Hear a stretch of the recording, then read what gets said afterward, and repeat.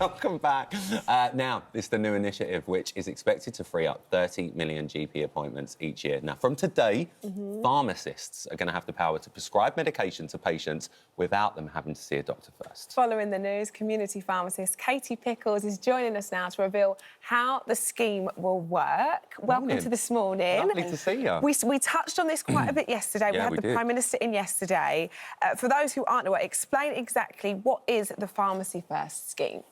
So it's one of the biggest changes that we've had in community pharmacists and the trust that the government has put into pharmacy teams to support patients.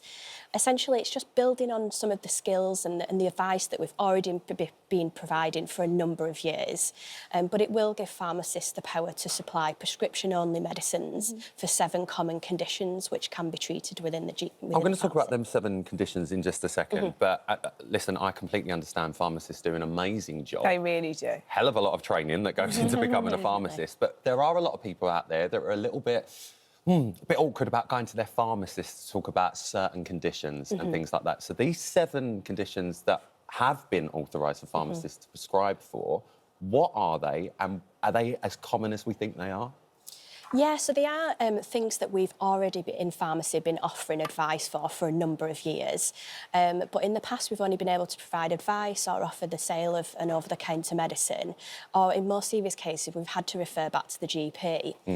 So for the new 7 conditions, which are sinusitis, shingles, sore throat, impetigo, infected insect bites, uncomplicated urinary tract infections in women and earache in children.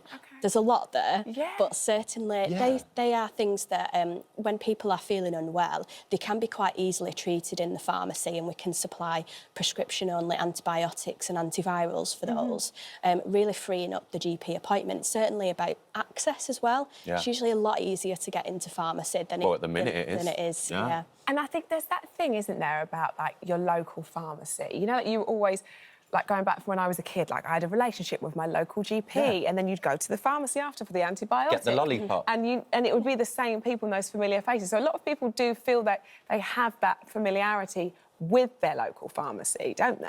Yeah, definitely. We see in our pharmacy teams that they've got great relationships with the local community. They're often like really in the heart of really key places, whether that be on the high street or within the local village, and they're really, really accessible. And like you say, it's sort of a lot of people are already using pharmacies as the first port for advice. You say that. My mum, obviously, where she's got Crohn's, we now live in a separate part of Essex, but she still likes to go back to the pharmacy where we used to live because of the relationship she's got.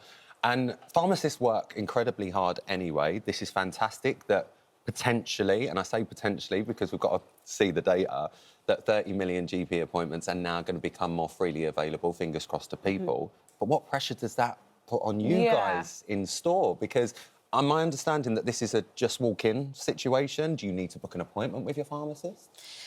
So we're really, really excited about it. Certainly all of our Well Pharmacy teams are all ready to provide the service, as are other pharmacy chains as well. But it's really, there are a number of ways that people can access the service. So as you mentioned, you can just walk in. Certainly I think it's launch day today, so we're waiting to see how it's been going.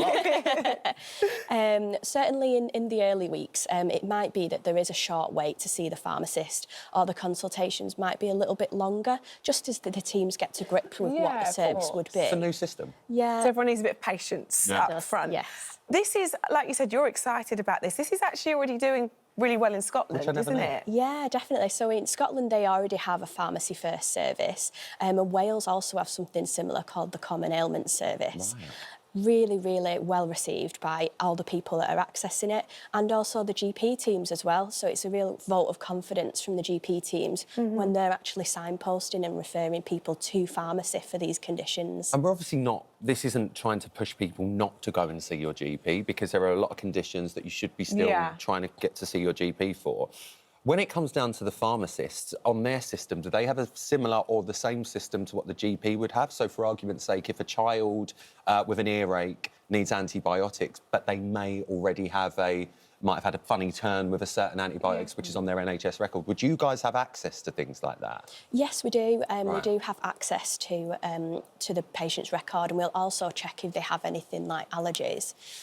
Pharmacists are really, really well trained to spot the signs and symptoms of anything that's really serious that can't be handled within the pharmacy. Right. So certainly they'd be able to either refer to the GP or in some more urgent circumstances to A&E if there was anything that they felt like they weren't able to treat within the pharmacy. And you know those 7, we spoke about the 7 like conditions that you can treat.